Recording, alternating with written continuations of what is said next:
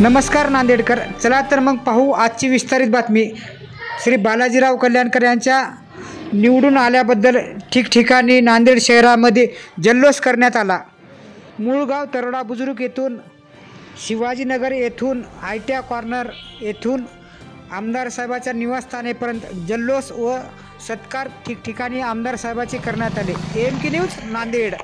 बहुसंख्य मतांनी विजय झालाय त्याचा, पण त्यानं खूप काही विकास कामं केले, त्याच्यामुळे त्याचा विजय खूप काही झालेला आहे। आणि दुसरी गोष्ट, त्यांनी सामान्य जनतेमध्ये आमदारमधून कधी वावरलं नाही।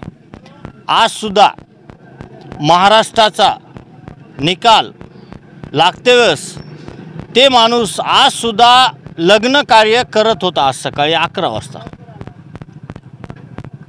कुणी आमदार आज माझा निकाल असेल तर आमदार म्हणते की बाबा माझा निकाल आहे, मी बूथवर राहतो किंवा घरी बसतो, पण ते काय म्हणते, माझा मतदारसंघ प्यारा आहे, मला सुखदुःखात त्याच्या जावं लागते।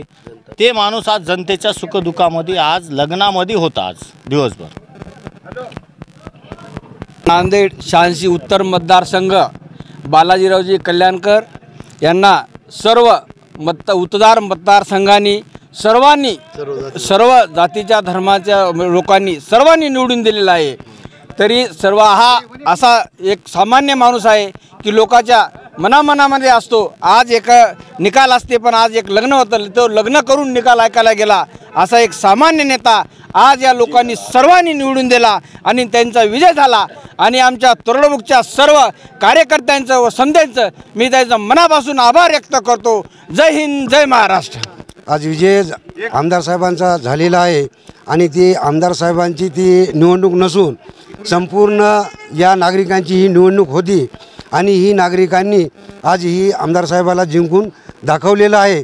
आणि खरंच तो आमदार साहेब एक जनसामान्यामधला माणूस आहे आणि या प्रत्येकाने आमदारांच्या पाठीमागे उभं राहून स्वतः प्रचार करून त्यांना या ठिकाणी विजय केलेला आहे।